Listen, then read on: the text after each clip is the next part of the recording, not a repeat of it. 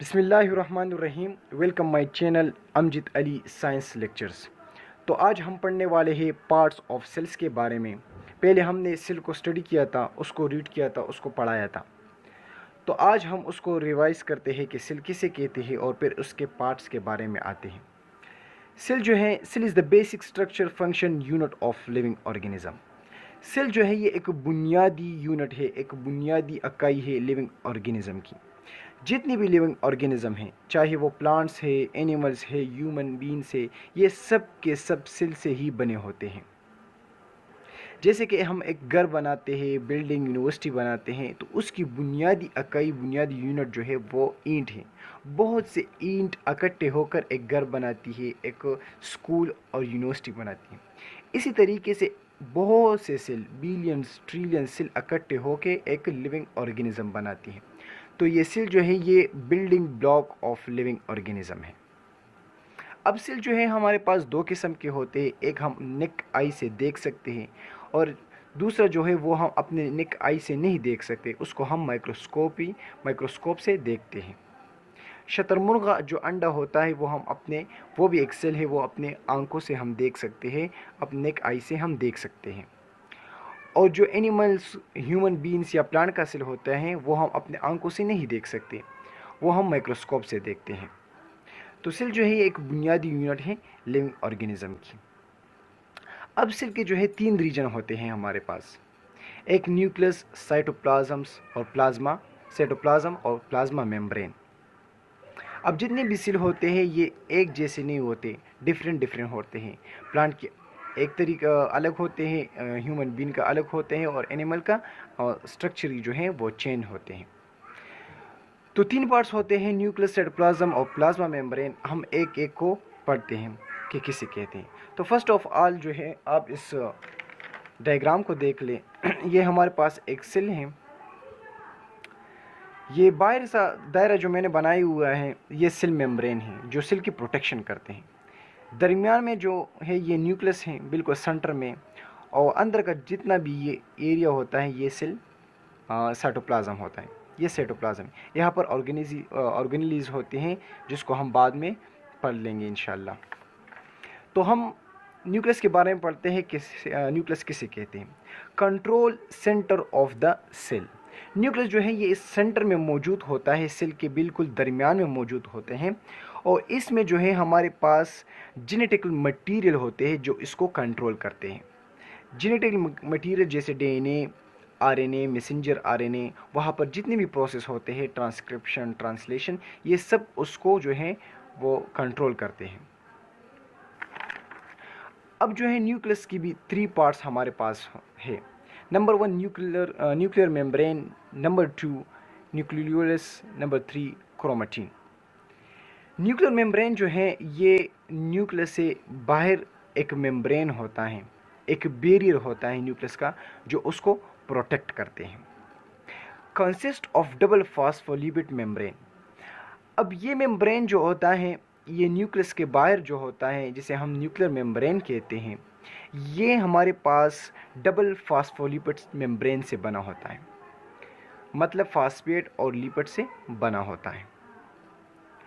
और इसमें जो है पोरस होते हैं, स्मॉल से सुराख होते हैं जो उसको मटेरियल को अलाउ करते हैं कि आप अंदर आ जाए। न्यूक्लियस को जो चीज़ भी ज़रूरत होती है तो इस मेम्ब्रेन में पोरस होते हैं, तो उस मटेरियल्स को ये इजाज़त देते हैं कि अंदर आ जाए। अब जो है इसके बाद सेकंड नंबर पर है न्यूक्लियोलाई। न्यूक्लियोलाई ये भी न्यूक्लियस की पार्ट्स हैं। न्यूक्लियस कंटेन वन और मोर न्यूक्लियोलाई। न्यूक्लियस में एक भी हो सकती है और एक से ज़्यादा भी न्यूक्लियोलाई हो सकती है। साइट ऑफ राइबोसोम प्रोडक्शंस, ये वो जगह होती है न्यूक्लियस में जहाँ पर राइबोसोम की प्रोडक्शन होती है, जहाँ पर राइबोसोम तैयार होता है। Ribosome then migrate to the cytoplasm through nuclear pores, और फिर राइबोसोम जो हैं ये इसकी प्रोडक्शन हो के ये फिर बाहर साइटोप्लाज्म की तरफ आते हैं। न्यूक्लियस जो है ये दरमियान में होता है, बिल्कुल सेंटर में होता है, तो ये राइबोसोम वहाँ पर तैयार होके फिर उसी न्यूक्लियस मेम्ब्रेन में जो पोरस होते हैं उससे ये बाहर साइटोप्लाज्म की तरफ आ जाते हैं। इसके बाद फिर तीसरे नंबर पर जो न्यूक्लियस का पार्ट है वो है क्रोमेटिन। क्रोमेटिन जो है वो न्यूक्लियस की वो पार्ट है जहाँ पर डीएनए आरएनए मौजूद होती हैं, जहाँ पे आरएनए और डीएनए की प्रोडक्शन होती है, जहाँ पर रिप्लिकेशन होती है, जहाँ पर ट्रांसक्रिप्शन होती है, जहाँ पर डीएनए रिपेयरिंग होती है, डीएनए दोबारा बनता है और सेल डिवीजन होती है। ये वो एरिया होता है। ये फर्स्ट नंबर हमारे पास न्यूक्लियस था। अब इसके बाद हम प्लाज्मा मेम्ब्रेन पढ़ेंगे कि प्लाज्मा मेम्ब्रेन क्या होता है। ये सेकेंड पार्ट्स ऑफ सेल है। पहले हमने न्यूक्लियस पढ़ा, अब प्लाज्मा मेम्ब्रेन पढ़ेंगे। Plasma membrane barrier for the cell content. Plasma membrane जो है ये एक बैरियर होता है, किस चीज़ का? सेल का। मतलब ये सेल होता है, सेल का ये मतलब एक घर है, घर की जैसे चार दीवारी हैं, तो ये चार दीवारी जो हैं ये इसकी हिफाजत करती हैं। किस चीज़ की हिफाजत करती है? इस घर की हिफाजत करती है। या एक कमरे की जो चार दीवारी होती हैं, जो कमरे की दीवारें होती हैं, तो ये इस कमरे की जो है हिफाजत करती हैं। तो इसी तरीके से जो है ये प्लाज्मा मेम्ब्रेन भी एक बैरियर है। किसका बैरियर है? सेल का। तो ये सेल की हिफाजत करती है। अब ये सेल मेम्ब्रेन जो है या प्लाज्मा मेम्ब्रेन जो है ये किस चीज़ से बना होता है? ये डबल फॉस्फोलिपिड लेयर है, डबल फॉस्फेट लिपिड से बना होता है। और इसमें जो है हमारे पास प्रोटीन, कोलेस्ट्रॉल एंड ग्लाइकोप्रोटीन भी मौजूद होते हैं। अब इसका फंक्शन क्या है इस प्लाज्मा मेम्ब्रेन का? ये प्रोटेक्शन ऑफ सेल, सेल की हिफाजत करते हैं।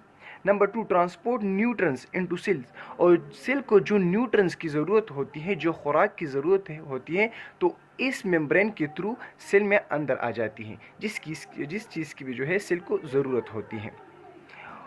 तीसरे नंबर पर है transport toxic substance of out the sales.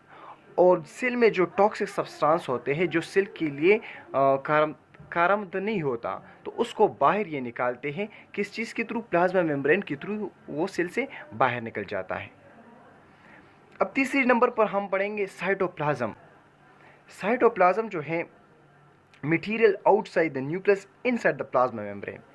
अब हमने पढ़ा था कि फॉर एग्जांपल ये एक सेल है, ये बाहर जो है ये मैंने जो दायरा लगाया हुआ है ये प्लाज्मा मेम्ब्रेन है, जो सेंटर में है ये न्यूक्लियस है।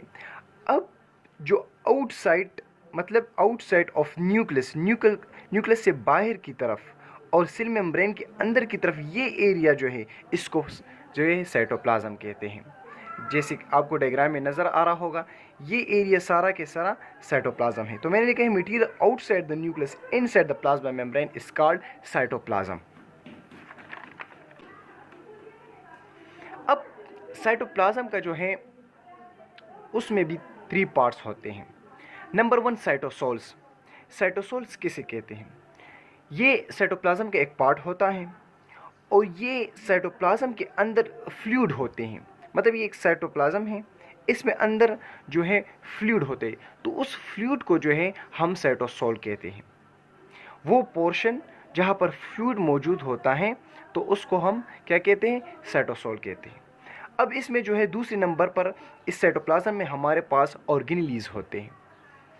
इसके अंदर ऑर्गेनेलीज होते हैं, जो हर एक ऑर्गेनीज अपना अपना फंक्शन उसका होता है, अपना अपना स्ट्रक्चर उसका होता है। उसमें हमारे पास mitochondria, Golgi, bodies, endoplasmic reticulum, इंशाल्लाह इसको हम बाद में फिर पढ़ेंगे एक एक को। तो ये metabolic machinery of the cell होते हैं। ये मुख्तलिफ वर्क करते हैं, मुख्तलिफ फंक्शन जो है अदा करते हैं। इसके बाद तीसरे नंबर पर है इंक्लूजन्स। इंक्लूजन का मतलब ये है कि अभी तक इस सेल में बहुत सी चीज़ें ऐसे हैं जो अभी तक डिस्कवर नहीं हुई और ना उनको हमें फंक्शन के बारे में पता होता है। तो इसमें जो है मज़ीद डेवलपमेंट हो रही है और इसमें रिसर्च हो रहे हैं। तो ये 3 पार्ट्स ऑफ सेल थी। इंशाल्लाह अब साइटोप्लाज्म में जो अंदर ऑर्गेनेलीज हैं इसको हम फिर पढ़ेंगे, बारी बारी एक एक को इंशाल्लाह पढ़ेंगे। Thank you so much video देखने के लिए।